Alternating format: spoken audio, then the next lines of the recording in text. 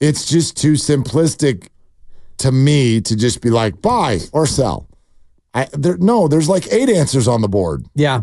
Right? Well, especially with this damn third wild card now where very few true sellers anymore. And the teams that are selling, if you're that bad, you probably don't have a lot of good players. True. I mean, if you want to look at the bottom 5 in baseball, there are 3 American League teams that are out, 2 National League teams that are out, and those 5 teams are all going to have an all-star. We know that based on the rules because you have to. That's right. And I don't know, like the White Sox, if you want to peruse their team, or the A's, is there a guy that you absolutely have to have? Look, the bottom line is, and I say this as a diehard baseball fan, 40% of the All-Star game will be made up of people where I'm like, who? Yeah. What? Like, who's going to be on the All-Star team from the Angels this year? Go ahead. Who is it? Probably Trout. I doubt it. Yeah, exactly. He ain't even not playing baseball. It should be that catcher, Ohapi. Yeah. First of all, his Giants name, couldn't get him out. His name is really fun to say, but second of all, he hits bombs. He's really good. He's not going to make it, I don't think. Yeah. Was that him? Was that Ohapi? No, that was Ohtani. That was a former Angel. Okay. Yeah. Oh, that's Ohtani. right. That's the Ohtani knock noise. They replaced Ohtani with Ohapi. It's not the same thing. But you could do this with a bunch of teams. Right. Who's on the... Ohapi's the highest on the Angels in terms of OPS. Okay. 783 OPS. He's very good. Yeah. He's a prospect. I like him. I like the player. I like the pick. He hit the ball so far off of Keaton Wynn. Yeah. Dude. Oh, my God. Brent Rooker is your Oakland A's leader in OPS with an OPS of 846. Very exciting. Yeah. Got to have him. Michael Bush on the Cubs. Who's going to be the Marlins All-Star this year? Who's the Rockies All-Star? Right. Who are those teams sending to the Ezekiel All-Star game? Tovar, 783 OPS. Impressive. Thank you. I'm just Which reading team names. does he play for, Willard? Tovar? He probably plays for the Rockies. I don't know. Score that one. Yeah, the Rockies. 22-year-old Ezekiel Tovar. I think I've seen that guy come to the plate for the Rockies. I don't play fantasy baseball, so I don't. Yeah, Ezekiel Tovar. Sure, Rockies. You know what I mean?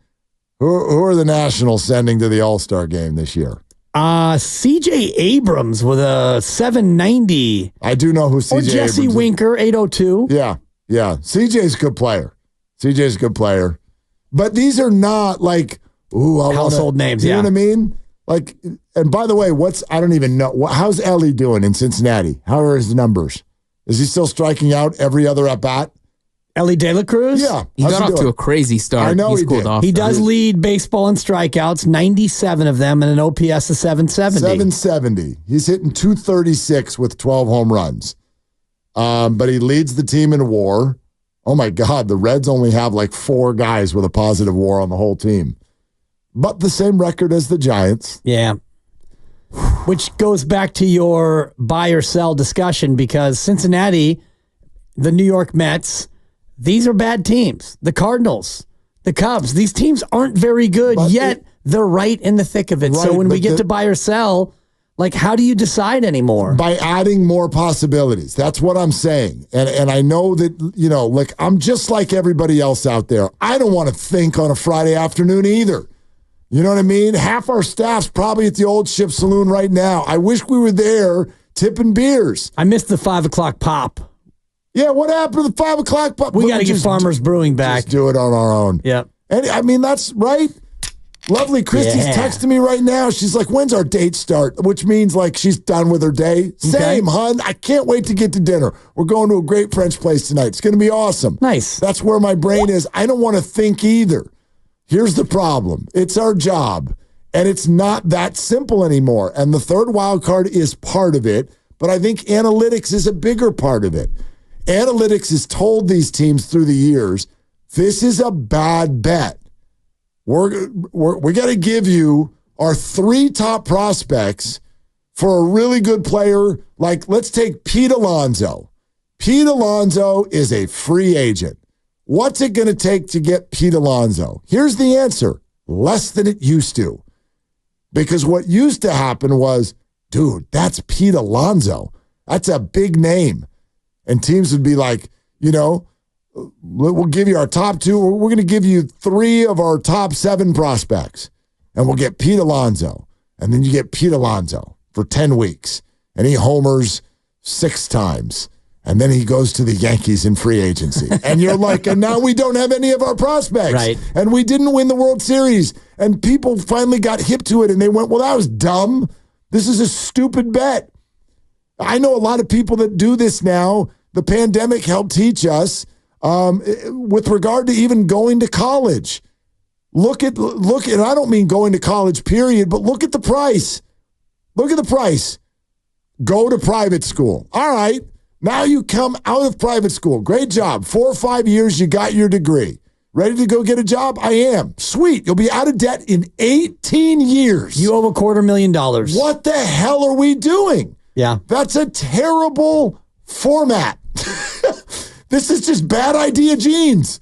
So don't do it. Well, it's just bad precedent. We've been doing it for so long, and the narrative has been not only about college, but about the trade deadline. You got to get one of these guys. You do whatever you can to get one of these guys. He's going to put you over the top. So this is where, I know this is going to sound a little wishy-washy. I don't like what the Giants did last year because it was nothing, and that's a bad message to send to the clubhouse. However, I do want to say this.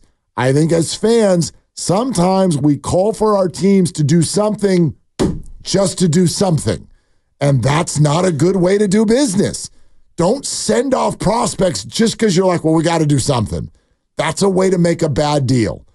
And if you really do want to get into just trades, I would argue Farhan's track record, I'll get ready to duck. But in terms of trades, track record's been pretty good. Yeah. It's pretty good. I knew you were going there. Go look into trades. Well, would you like me? And I know you don't want to think, so. No, I do. I don't want to, but I will. Well, you can think about this because Sports Illustrated, and this is from last year, Mark DeLucci, July 2nd, 2023, ranking every one of Farhan Zaidi's 70 trades. So, Mr. DeLucci, and thank you for going through it. He ranked 1 through 70. But 62 of them are nothing burgers. We gave up nothing and got nothing, but right? I'll just run through some of them, and you don't have to comment on each one. The number 1 ranked trade is Tyler Herb for Mike Yastrzemski. Amazing trade. Cash for Tyro Estrada. Amazing trade. Sean Anderson for Lamont Wade Jr. Unbelievable, dude. Would have been an all-star. Darren Ruff for J.D. Davis, Thomas Zapucki, Carson Seymour, and Nick Zwack. That was a good trade. To get Zapucki and Zwack, that's a steal. Most of them are still in the minors. J.D. Davis obviously had an effect for a while. Darren Ruff essentially never got another hit for the rest of his life. Franklin Van Gerp for Alex Dickerson. You forgot about the Van Gerp deal, didn't you? Can we do the chant? It's Friday. Lucas, can we do the chant? Come on. No, he gave me a look like he wasn't even listening. Exactly. Ray Black and Drew Pomerantz. I thought we were going to go Van Gerp. Yeah, there you go. No, sorry. They got Dubon for Ray Black and Pomerantz. Mauricio, now, then they let him go. That was a bad trade. Derek Law, Alan Hansen, and Juan Dupala for Kevin Pillar. That's the number 7. Yeah, that was a good trade. Anyway, I could go through all these and put everyone to sleep. They dumped Mark Melancon, and the Braves took up some of the contract and paid a bunch of the money. I know that this hasn't been able to pay off yet, but would any of you ask him to not get Robbie Ray in exchange for Mitch Haniger and Ross Stripling, who all of you hated? You know what I mean? He got a former Cy Young Award winner for 2 players that people were furious with all year long. His track record's not bad. Yeah. It's not bad when it just comes to trades. So, and the Chris Bryant one I'll bring up too, because what you gave up, at least at this point, has not turned into much. I know you didn't keep Chris Bryant, which turned out to also be the right thing to do, but I was highly in favor of trading for Chris Bryant when they did. They gave up Alexander Canario. He's with the Cubs. I don't think he's doing a whole hell of a lot. And so, you know, his track record there has been pretty good. Does he do enough of it? Is he aggressive enough? We can have that conversation. I don't want him out there firing away, pow, pow, pow, pow, pow, pow, just because you're like, you have to do something. No, something has to be there. And it's bad business to be like, it's trade deadline time, define if you're a buyer or a seller, and then do something, damn it, because we want you to. I just think it's more like 4 or 5 multiple choice answers now. Yeah. Each trade opportunity comes on its own, and you can define it however you want. And so I think it can be buy and sell. Like if the Giants did trade Michael Conforto for prospects, but then also acquired a starter and a reliever for other prospects, hand up, I'm in favor. That's buying and selling. Right. And that's probably what the Giants should be ready to do based on the way the National League is laying out this year. Well, and based on what Farhan's done, and the Chris Bryant trade, by the way, is ranked number 9 in this article by SI. And they also traded Caleb Killian in that deal, and he made his Major League debut with the Cubs last year. But the one theme about Farhan Zaidi's trades that I'm seeing here is what goes out is cash. They traded cash for Alex Young.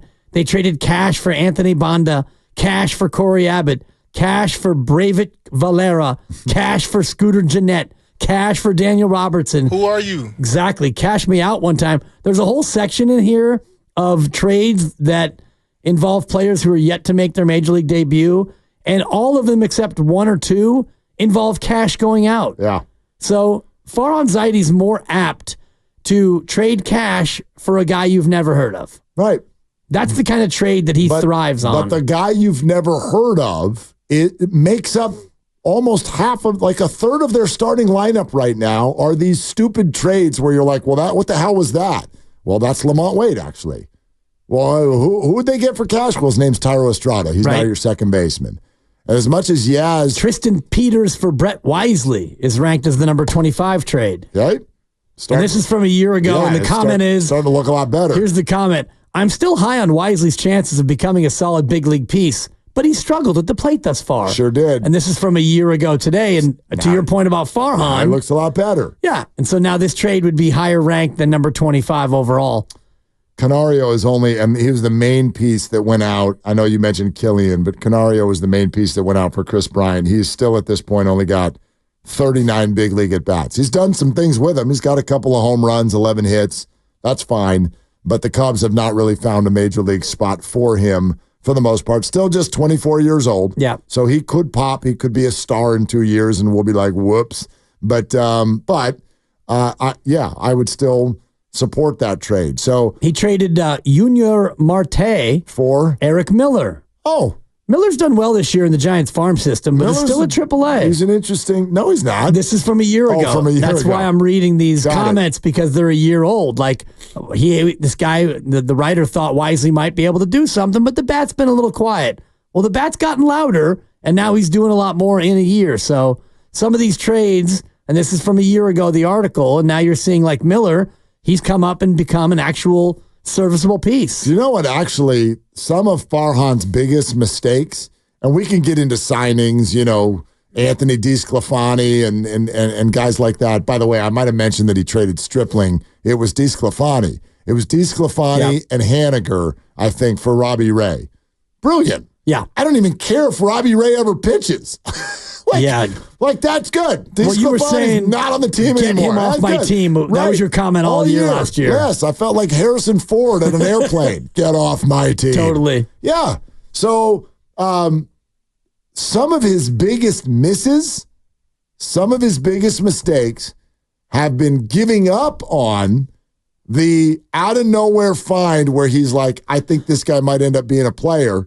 And then he comes up and you don't see it right away. And then he gives up on him, and then he moves on from him, and then he does. Connor Joe's the first one that comes to mind. Right. I mean, my God. Connor Duvall happened before he got here, right? Who's that? Adam Duvall. Yes, that the was Giants well before gave up him. on him before. Yes. Okay, fine. Yeah, but I mean, like Connor Joe was a punchline. People were furious. They're like, who the hell are you putting in left field? And then they saw his batting stance, and everyone's like, what on earth is this? Who is this guy? And then he went like 0 for 16. He blooped a hit to left field. The Giants showered him with beer, and he got DFA'd. And now he's a really good major league player for the Pirates. He's a really good, solid player.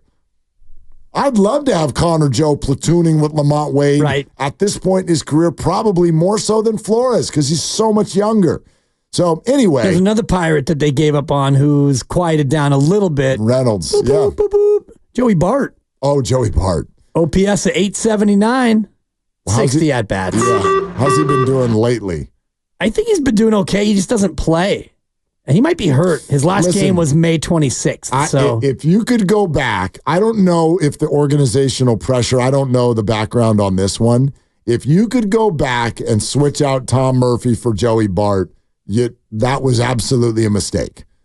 That was absolutely a mistake. Now, I don't know how Joey would have felt or how he would have performed with the 1.5 games a week role that Murphy was supposed to play, that Kurt Casale is now playing. I don't know how Joey would have done with that, but if Joey could have just been your second catcher and would have freely and happily accepted being Patrick Bailey's forever backup, yeah, I would much rather have Joey Bart than Tom Murphy. That was a mistake. Yeah, and I didn't even really realize this until I read this article. That's the worst trade that Farhan's ever made when they got rid of Tom Murphy. And then they traded him to the Mariners. Yeah. And then signed him back. Signed him back. And probably signed him back out of like, whoops, we should have never traded him. Right. And then now it hasn't worked out either. No. So it's, maybe that's one of those things that you're talking about with Farhan where maybe he just gets an idea in his head and he's like, Tom Murphy, I can't. I wish I knew how to quit you, Tom Murphy. Well, he got hurt, so there's that. But I don't know about Tom as a defensive presence behind the plate, and I'm a big, big believer in your defensive presence behind the plate. I'd almost rather have a Kurt Casale go out there and just hit 190, but like be really, really awesome behind the plate. I think it's really, really important, especially with a team that's got young pitchers and whatnot. And so, there's all of those pieces to the puzzle, but that's my hope for the Giants is that each potential deal that is presented, it might be a buy, it might be a sell. You look at each one on its own merits. Don't define yourselves. You're not a buyer or a seller. I'm not interested in selling off big league pieces for people who might perform in 2028. Just because you've decided you're not good enough of a baseball team. This is San Francisco. They should try to improve. If they've got a shot at having a great second half and being a playoff team, they should absolutely do that, and that still needs to come into focus over the next month. But if there are people who are blocking younger players who can both develop and are just flat out better, then yes, take that opportunity. And today's example does feel like a Michael Conforto, where someone might be like, yeah, that's a left-handed veteran outfield at bat who might get hot down the stretch and really help us out.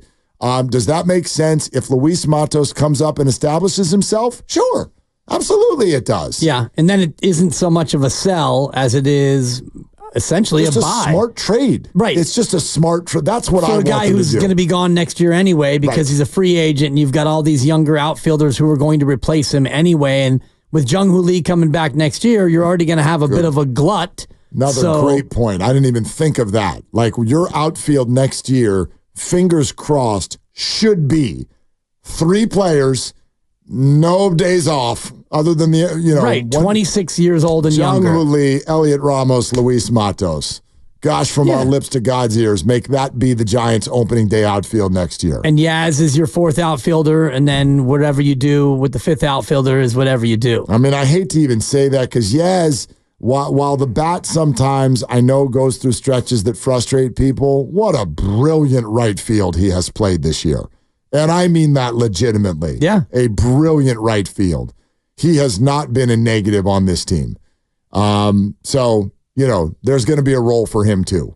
I have no doubt. Yeah. Before we pivot, you were talking about the catchers, and it struck me because I've been watching it, and I heard the number the other day, and then I was just pulling up the stats myself to confirm. They've given up the most stolen bases of any team in baseball. They've given up 80 stolen bases, and their caught stealing rate is 16%, which is checks notes 6th to worst. What do you put that on? Because Patrick Bailey's phenomenal, and I know he's missed some time. He's great throwing guys out, but they've been getting run on ad nauseum. I'd argue it's 2 things. A, Patrick Bailey, maybe even 3 things, because Bailey missed some time. Yeah. And you had games where you had catchers who are not as good defensively, like below average defensive players, Blake Sable and Tom Murphy, back there. So that's number 1. Number 2, Bailey has not been as good this year, throwing guys out. Number 3, I think the Giants have too many people on their pitching staff who stink at holding runners on. Stink out loud at being able to hold runners in place. And it's a different ball game doing that now with a pitch clock and with people counting how many times you throw over to first base. Like, the idea of holding runners on is not the same anymore. Right. And there's also just certain teams, and unfortunately the Giants aren't one of them, that when you add all that in, pitch clock, you're not holding runners on the same way. As FP puts it, pizza boxes for bases. You've got teams that are like, dude, if you're speedy, dude, just steal. Corbin Carroll, if you get on first, steal. Yeah. Just go. You're going to make it most of the time. Giants just flat stopped. I don't know what came out of their analytics department, or if they just don't have the horses to be able to do it. But they just were like, nope. Giants just don't steal. It's another problem. They're too station to station. They're minus 56 in stolen bases. Good God. They are dead last in the National League in steals. They don't try. Right. And they're dead last in steals allowed. So, I mean, to have a differential that bad, 56 bases times 90 feet or divided by 4 would be the better way to do it. That's 14 runs against that you're giving up just on the run game. Yeah. Well, I mean, look at their roster. Who would you want stealing bases? Who do they have where you're like, that guy? Wilmer. I mean, joking, but right. Chapman and Fitzgerald have 5 apiece. Chapman is Nobody has more than 3. Yeah, Chapman is sneaky fast. Fitzgerald is barely ever on the team. Slater's fast, but he spent 2 months not getting on base. Yep. Who else? Like Ramos, it runs well, but he's a big guy. He's stocky. I don't know. Jung-Hoo Lee's missed a month, and he's 3rd on the team with 2 stolen bases. With 2. Slates and Bailey have 2, and then the group that has 1, Tyro, Ahmed, Yaz, Ramos, Lamont Wade, Wisely, McKenna, and my guy, TB. Total bases, Trenton Brooks. With the steal. Yeah, let's go. They have a lot of guys who run fine. Right. Estrada, Soler, fine. They've really only got one guy that's got bricks on his feet, and that's Wilmer Flores. Right. And then catchers are catchers. Casali does too, but whatever. He's a backup catcher. Bailey even runs well, kind of for a catcher. But yeah, there's nobody on this team where you're like, dude, when you get on Fitzgerald would be one. Right. But he's barely ever up.